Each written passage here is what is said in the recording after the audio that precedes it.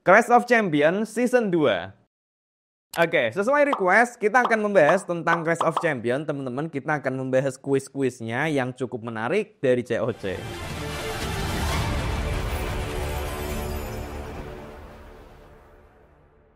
Oke, ini acara yang sangat bagus ya dari Ruang Guru, apresiasi sebesar-besarnya. Ini acara yang bagus dan isinya semuanya anak-anak pinter semua, teman-teman. Kalau kalian sendiri, jagoan kalian siapa? Coba silahkan tulis di komen. Kalau aku sendiri, tentu aku dukung anak-anak Olimpiade Fisika ya, yang di sini pesertanya banyak banget yang mereka juara Olimpiade Fisika. Misalnya ini Zehran, Silver Medal International Physics Olympiad, Honorable Mention International Physics Olympiad. Ini lagi Bronze Medal International Physics Olympiad. Termasuk juga ini yang sering muncul-muncul di meme ya, Adhika, Kaisar Hirohito Jepang. Ini juga anak fisika, Olimpiade Fisika, Honorable Mention International Physics Olympiad. Memang keren fisika itu. Riza, Silver Medal Olimpiade Nasional Matematika dan Ilmu Pengetahuan Alam ONMIPA Fisika 2024. Nah, aku sendiri itu ikut ONMIPA Fisika pas masih mahasiswa itu tahun 2017 sama 2018. Itu aku dapatnya cuma Honorable Mention. Jadi bisa aku pastikan anak-anak Olimpiade Fisika yang pada ikutan di sini ini bahkan kepintarannya jauh lebih pintar daripada aku, teman-teman. Tapi apakah anak fisika akan menang di COC ini? Well, sebenarnya kalau melihat ke bentuk kuis yang ada di COC season 1, anak fisika nggak yang begitu diunggulkan sih sebenarnya. Tapi nggak apa-apa, entah menang atau kalah, pokoknya yang anak fisika aku dukung pokoknya. Nah, dari beberapa episode yang udah tayang, aku suka soal-soal yang ada di episode ketiga. Singkatnya, soal yang ada di episode ketiga, ini udah nggak lagi cuman sekedar berhitung, tapi lebih dari itu, kuisnya udah lebih mengasah otak. Kalaupun berhubungan dengan angka, ini nggak lagi cuman berhitung aritmatika aja, tapi udah lebih advance lah yang mengasah otaknya. Babak pertama. Pada tantangan deathmatch ini, berbagai kemampuan para champions akan diuji. Champions akan diberikan pertanyaan tipe numerik, logik, memori, ataupun spasial. Oke. Ada 4 kategori ya di sini yang diujikan di episode ketiga ini. Ada numerik, logik, memori, dan spasial. Aku nggak bahas semuanya, aku hanya bahas beberapa yang menarik aja. Kalau kalian pengen nonton semuanya, tentu aja silahkan nonton ke channelnya Ruang Guru aja. Soal numerik. Tentukan Vanes dari NTU. 1. Oh, bentar. Belum dibacain loh soalnya. Belum dibacain udah dipencet belnya. 1. Jawaban benar.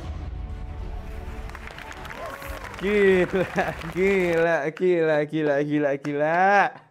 Ini kombinasi soalnya sangat bagus, yang jawab juga sangat pintar. Luar biasa. Ini nggak perlu dihitung semuanya, tapi perlu dikenali polanya. Di sini sebenarnya udah dijelasin langsung sama Vanes. Di sini kita fokus ke perpangkatannya. 4, pangkat 5, pangkat 6, pangkat 7, pangkat 8. Yang mana bentuk ini sebenarnya bisa disederhanakan. 4, pangkat 5, dan seterusnya ini intinya kan adalah 4 kali 4 kali 4 dan seterusnya. Ini pengulangan sebanyak 5, pangkat 6, pangkat 7, pangkat 8. Yang entah berapapun ini pengulangannya, intinya ini adalah kelipatan dari 4. Sehingga kita sederhanakan menjadi 4N. Sehingga bentuk ini kita tuliskan sebagai 3 pangkat 4N. Kita lihat dari sisi perpangkatan untuk angka 3, di mana angka 3 ini dia cukup unik. Karena kalau 3 pangkat 1 itu 3, pangkat 2 belakangnya 9, pangkat 3 belakangnya 7, pangkat 4 belakangnya 1. Dan pola ini akan berulang setiap kelipatan 4. Makanya untuk angka 4, 8, dan seterusnya kelipatan 4 belakangnya selalu 1. Begitu teman-teman. Bagus ini soalnya. Tentukan bilangan yang tepat untuk mengganti tanda tanya. Elsa dari UGM. 160. Jawaban salah. Jadi Oke, kita stop di sini. Ini soal yang menjadi teka-teki juga, bahkan untukku sendiri. Aku coba ngerjain ini dan aku kebingungan sendiri nyari polanya yang ditunjukin di sini tuh apa sih? Tapi setelah aku coba mengotak-ngatik, Aku udah nemu jawabannya, teman-teman. Ternyata polanya adalah seperti ini. Jadi kalau diperhatikan, ternyata pada masing-masing sisi yang berseberangan, angkanya ini ada hubungannya. 54 ke 9, 62 ke 32, 42 ke 12, dan 80 ke titik yang dicari ini. Terus pertanyaannya, gimana hubungannya? Angka 42 jadi ke 12 ini ternyata bisa didapatkan dengan cara kita kuadratkan angka pertamanya dikurangi kuadrat angka kedua. 16 kurangi 4. 54 sama aja 5 kuadrat kurangi 4 kuadrat sama dengan 25 kurangi 16 sama dengan 9. 62 juga sama, 6 kuadrat kurangi 2 kuadrat sama dengan 36 kurangi 4 sama dengan 32. Maka untuk angka 80, 8 kuadrat kurangi 0 kuadrat sama dengan 64. Nah, jawabannya adalah 64 ini, teman-teman. Cuman ini jujur aja, ini bukan pola yang cukup mudah untuk ditemukan. Aku butuh beberapa waktu untuk mikir ini gimana ya. Awalnya aku ngira mungkin sesimpel hubungannya adalah hubungan deret aritmatika yang nambahnya itu konsisten atau mungkin perkalian misalnya dan sejenisnya. Cuman ternyata enggak nyambung dan setelah diotak-atik hubungannya adalah ini. Kayaknya emang susah sih untuk bakal nemu hubungan ini dalam waktu yang sangat singkat di game ini. Soal selanjutnya. Tentukan nilai hasil Amara dari Kyoto. Berapa angkanya? 1080? Jawaban benar. Oke. Untuk menjawab pertanyaan ini sebenarnya bisa pakai beberapa metode yang berbeda. Kalau mungkin orangnya bisa ngitung dengan cepat, bisa aja dihitung aja 51 dikuadratin berapa, dikurangi 39 dikuadratin berapa. Atau bisa juga kita menggunakan aljabar. Jadi kalau kita punya sebuah persamaan A kuadrat kurangi B kuadrat, sebenarnya ini bisa kita ubah bentuknya menjadi A plus B dikalikan A min B. Sehingga dari sini kalau kita masukin 51 tambah 39 kali 51 kurangi 39 sama dengan 90 kali 12 yang hasilnya adalah 1080. Nah, seenggaknya kalau kita ngitungnya adalah 19 kali 20, ini angka yang dihitung lebih kecil daripada kalau kita ngitungin 51 kuadrat, 51 kali 51 kurangi 39 kali 39 itu akan lebih rumit, teman-teman. Ini salah satu alternatifnya. Soal selanjutnya. Tentukan nilai X. Roger dari SUTD. 448. Jawaban benar. Luar biasa. Lagi-lagi ini soalnya bagus, yang jawab juga pintar, teman-teman. Waktu aku lihat soalnya, I realize yang ditanyain itu adalah jumlah dari 3 variabel. Garpu, pisau, dan sendok. Kalau kita jumlahin semua yang diketahui, masing-masing variabel kita bakal dapat 2 buah. So, to get the answer, I just need to sum all of them up and then divide it by 2 at the end. So, that's how I get the answer. Oke. Ya, itu ya untuk penjelasannya, tidak perlu aku tambahin lagi, udah cukup jelas di sini. Cuman aku kagum soalnya bagus sih ini. Bukan yang soal dibuat terlalu rumit dalam artian ngitungnya terlalu banyak, tapi dibikin tetap simple dan yang diuji adalah lebih ke problem solvingnya. Bagus ini. Soal selanjutnya. Tentukan satuan nilai Satya dari NUS.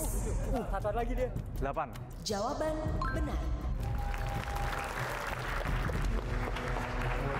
Ini soal pola perpangkatan yang menarik lagi. Di sini kita bisa cukup fokus untuk lihat angka belakangnya aja. 9 pangkat 999. Sementara itu angka 9 kalau kita pangkatin, 9 pangkat 1 adalah 9, 9 pangkat 2 adalah 81, 9 pangkat 3 adalah 729 dan seterusnya. Yang dari sini kita bisa melihat kalau pola angka belakangnya ini berulang. 9, 1, 9, ntar 1, dan seterusnya. Kalau pangkatnya adalah ganjil, satuannya 9. Kalau angkanya genap, pangkatnya adalah 1. Kemudian kalau kita balik ke bentuk ini, berhubung pangkatnya adalah 999, angka ganjil, maka hasilnya adalah angka belakangnya 9.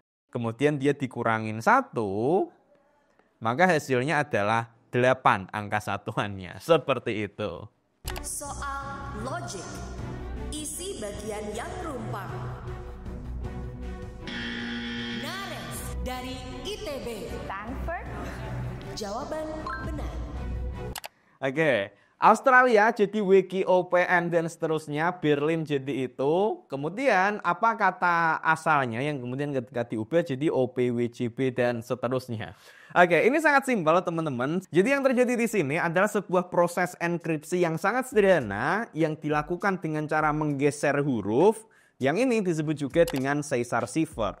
Awalnya kita punya alfabet biasa, kemudian yang di bawahnya ini adalah bentuk enkripsinya yang kalau kita geser satu huruf, dia seperti ini. Kalau kita geser sampai 8 huruf, maka A akan menjadi I, B akan jadi J, C akan jadi K, dan seterusnya. Kalau ini aku ubah, ini bisa bebas aku ubah untuk pergeseran hurufnya. Seperti ini. Pada kata Australia, huruf A ini diubah menjadi W, yang mana A ke W itu berarti dia geser Z, Y, X, W, dia geser 4 huruf ke belakang, teman-teman. Nah, di sini bisa kita coba. Kalau kita geser 4 huruf ke belakang, A-nya jadi W. Australia, Berlin. Kemudian pertanyaannya yang terakhir apa ini? Kalau kita mau balikin dari huruf acak ke huruf yang asli, maka ini kita perlu balikin. Kalau tadi digeser negatif 4, berarti kita perlu balikin digeser plus 4. Nah, dari sini kita dapat jawabannya adalah Stanford. Soal spasial.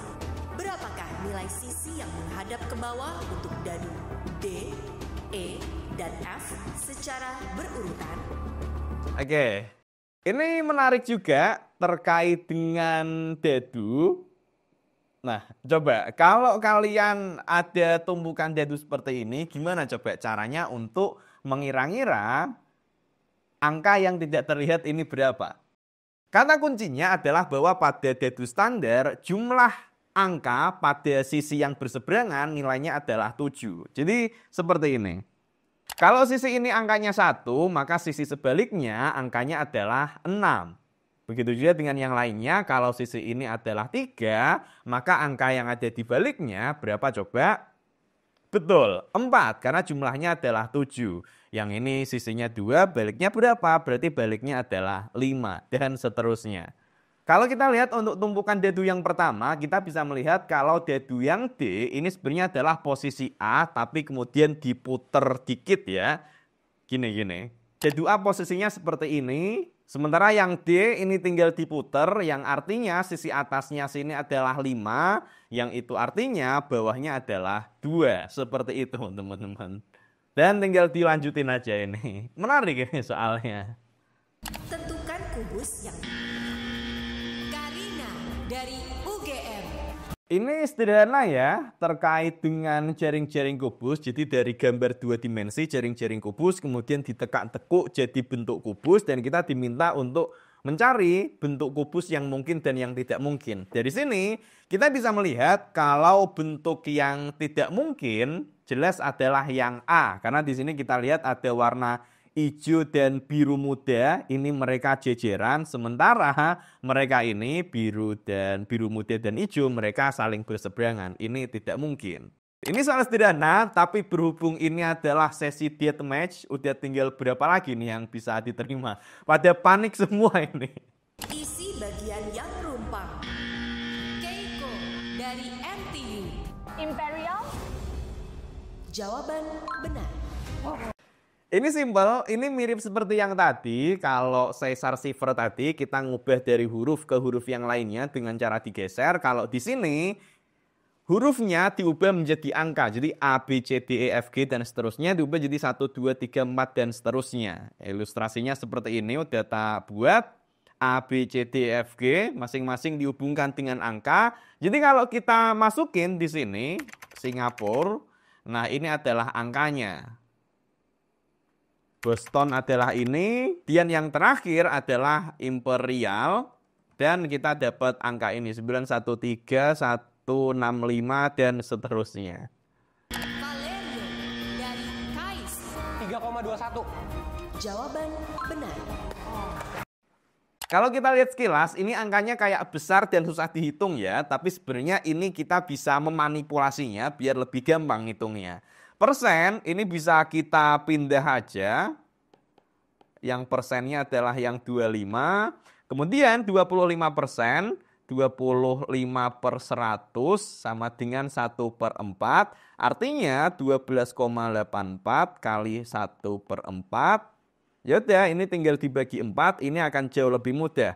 12 bagi 4, 3,21. Ini bisa caranya, teman-teman. Soal terakhir. Tentukan nilai satuan dari Aryo dari UI.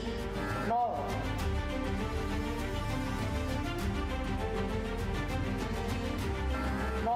Jawaban benar. Oke. Oke, peserta terakhir sangat-sangat bahagia. Dan soal penutupnya juga sangat bagus menurutku. Di sini ada banyak angka, tapi tenang aja, nggak perlu semuanya dihitung. Balik lagi, kemampuan yang penting di sini adalah gimana caranya untuk menentukan pola yang tersembunyi dari persamaan ini. Dari sini, kita bisa melihat teman-teman, yang penting adalah ini. Nah, di sini. 5/5, angka akhirnya pasti 5.